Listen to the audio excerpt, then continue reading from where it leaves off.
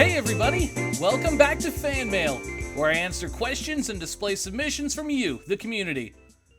Welcome to 2022, everybody! Just a couple of things before we get to the questions. First, a reminder that you can track the progress of Hyborian using my Discord. There's a channel devoted to current project statuses there. There's a link to my Discord in the video description. Body acting for Hyborian is nearly complete, but there's still several large scenes to do. If you want to help us wrap up Hyborian, join my Discord and let me know. Alright, let's get down to it. I'm excited for today's episode because I get to dust off a character we haven't seen in 8 years. That's right, today's guest star is Vincent Connor from the Bicheron trilogy.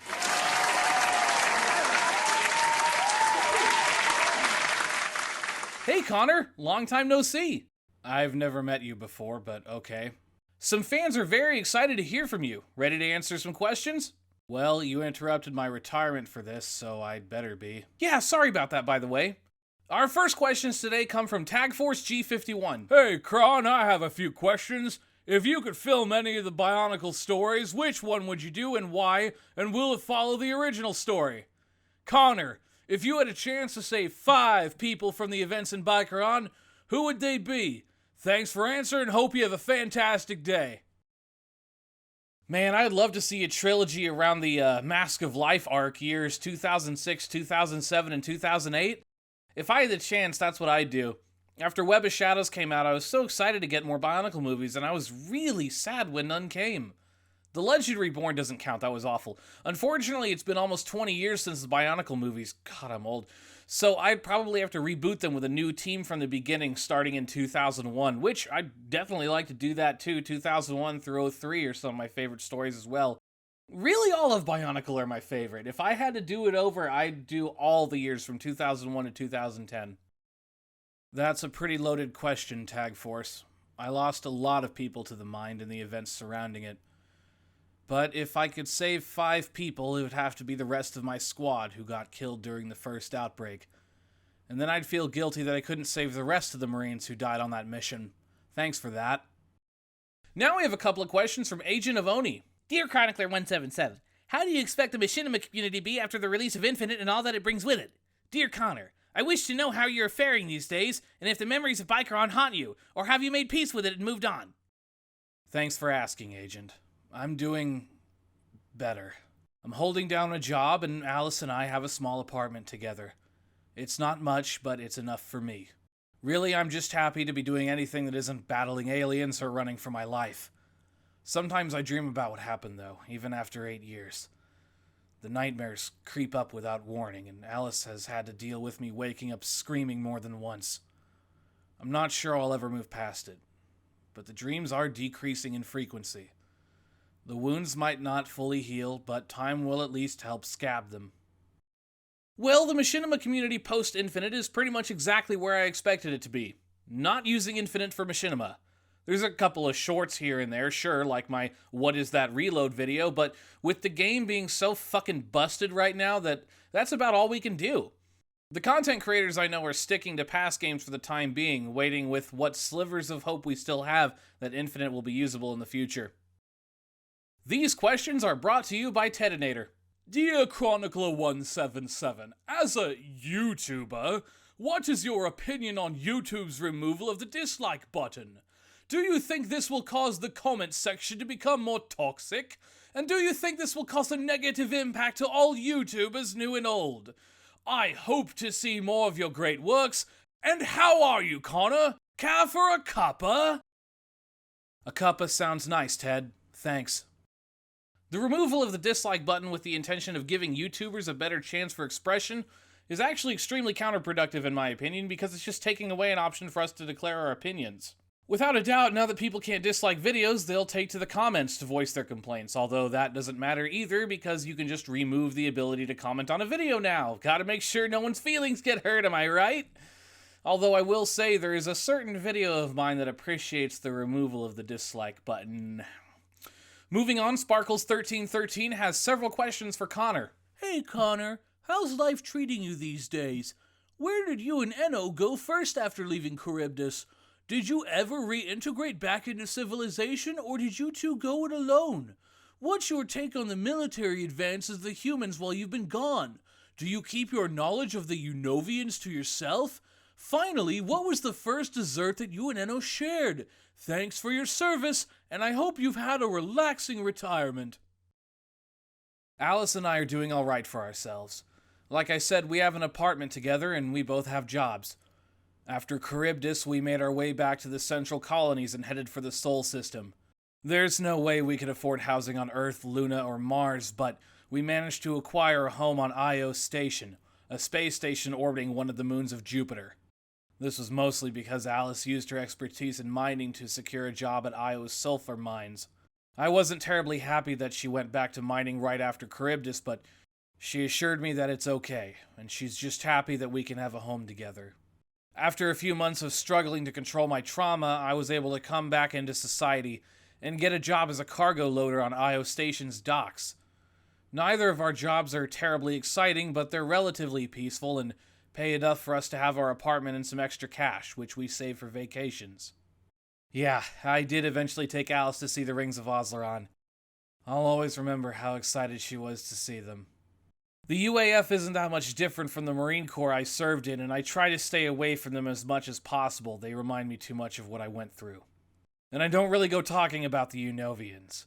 If I went around telling people that I met aliens, they'd throw me in an institution. And first dessert? Well, we shared a banana split not long after reaching civilization. I've had ice cream on several occasions since, but nothing tasted sweeter than that banana split. Our next question is from Logan Blue 44. Hey, yo, Kron, my man, what is your opinion on the Banished as an enemy faction? I like the Banished quite a bit, more so as they were in Halo Wars 2 than in Infinite. I think the whole fuck the Covenant, no gods, no kings attitude is fascinating for Halo, and they mostly appear to be a competent threat. Mostly. I like their aesthetic, and I like that the Brutes are in charge. They also do well at bridging the enemy gap for nostalgia-obsessed fans stuck in the Bungie era and people who want something new. I just wish they'd been introduced to the mainline games in a better way. Like I stated in my Infinite review, their inclusion as the new primary enemy of Halo is done really abruptly and poorly. Next up is a question from Laggy of Shotgun. Hey Connor, do you blame Chronicler for your suffering? Sergeant Knight seemed to blame him because he is the creator of your universe. Okay, bye. I admit I have a hard time not blaming him for everything that happened to me and Alice and all the others.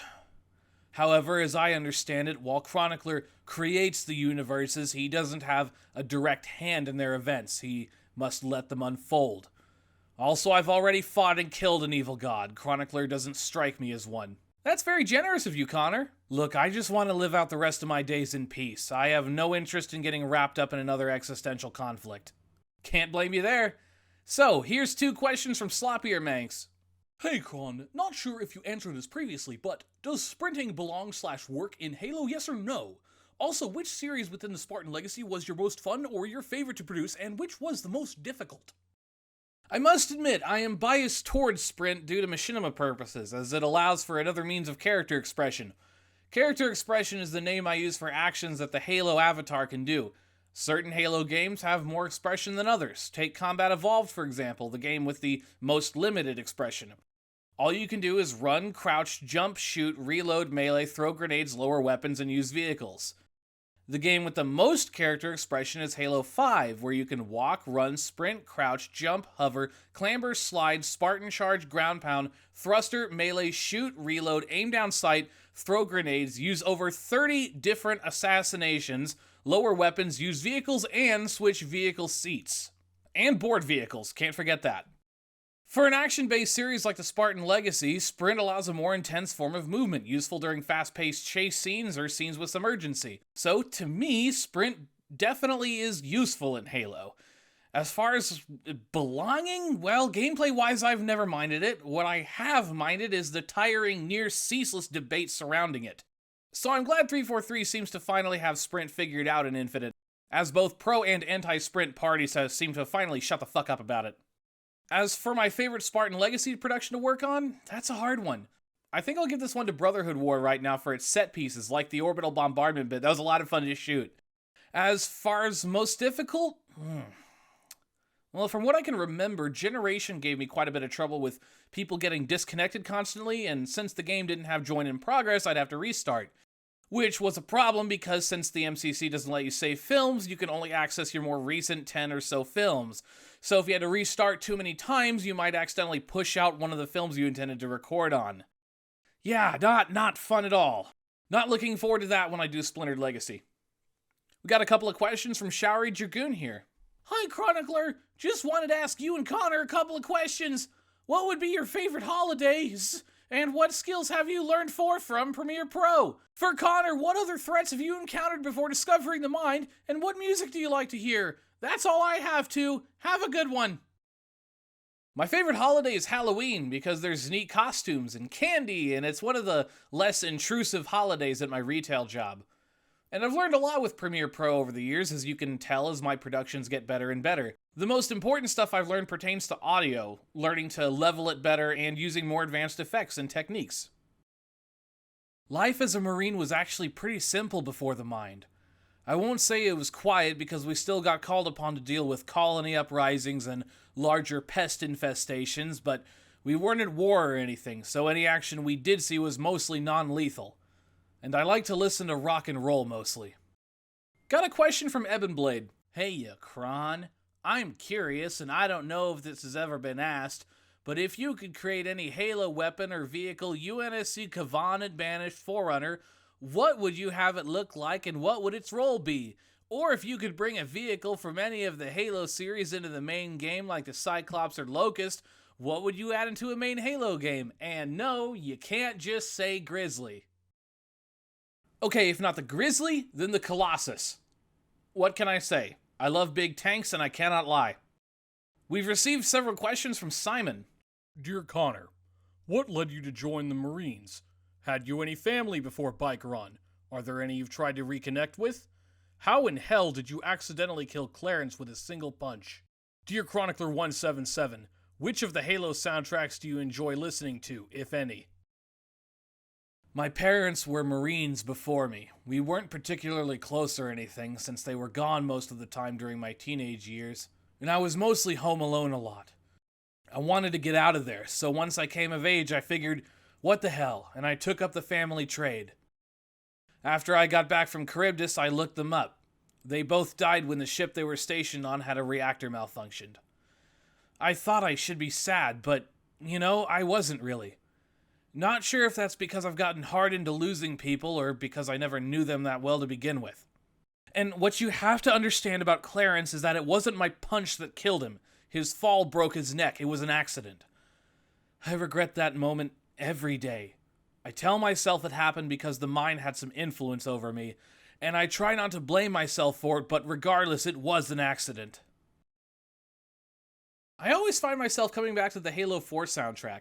I know Marty purists will hate me, but I genuinely think it is the best Halo soundtrack. Not that the others are bad, not at all, but I like Halo 4's the most. It has some of the best tracks in Halo's history, like Arrival, 117, 2 Galaxy, and some of my own favorites like Pylons, Convoy, Mantis, and This Armor, and Belly of the Beast, and Gravity, and Requiem, and Wreckage, and Aliens, and Legacy, and Faithless, and Escape, and Nemesis, and Ascendancy, and 2 Galaxy Extended, and Immaterial, and Revival. You get the point. I like a lot of the tracks in Halo 4, like most of them. Goopy Fungus asks, Hey, Cronny boy, I was wondering, when it comes to script writing and general outlines, do you bounce ideas off of your peers, or are you a one-man band when it comes to that sort of thing?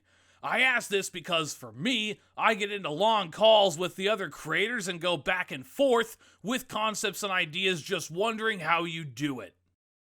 Originally, I did all the story concepting and writing myself, and that was fine for the early days, but around the times of Spartan's generation, I started consulting others for help on the story, and then, of course, Megalodon added a whole lot of story to Brotherhood War. Story that if it had lacked, it would have been a much worse production. And I realized that my stories are simply better when I have help from others. Frogman Out Season 3, I plan on forming a sort of writing committee, because I'm going to need help to make it the best it can be. Silver posted a few questions for us. For Chronicler, if someone were to make a fan-made Pokemon game, have you as a Pokemon champion, what would your team be? Mind you that Mega Evolutions are allowed. For Connor, if you were to face off against Master Chief and Spartan Law, given your experience, who would you stand a better chance against? Anyways, keep making these awesome videos, man, and I hope both you and Connor have a great day. From what Chronicler has told me about Spartans, I know that they are highly advanced super soldiers. I am not. I'd get crushed. Game over, man. You know, I've probably spent way too much time thinking about my Pokemon champion team, so I think I have an answer ready for you. Give me Volcarona, Starmie, Magnezone, Araquanid, Golurk, and, well, you probably know I love Beedrill, but I'm not sure he'd put up enough of a fight for a championship battle, so I'm gonna have to go with Mega Metagross. Golurk isn't that great either. Well, clearly you haven't been hit by a 100% accuracy Dynamic Punch before. Plus, he's got 3 immunities. Do you have 3 immunities? I didn't think so. Wait, how do you know about Pokemon? My squad all played it between deployments. No shit. Huh.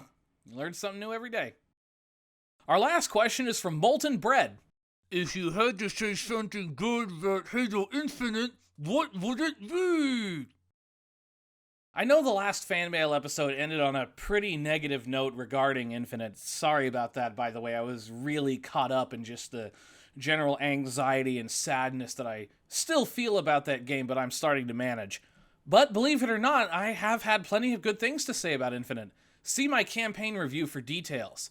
Though if I had to pick one big thing out, it's the same that everyone else is saying. The core gameplay is solid. At least when it's not laggy as fuck. Also, the grapple shot is amazing. Well, that's all the questions we have today. Thanks for joining me, Connor. I appreciate you having me, but please don't interrupt my retirement again. You got it. Thanks for watching Fan Mail. Keep an eye on the Discord for updates on Hyborian, and stay tuned for more Gamer Boys episodes. See you next time.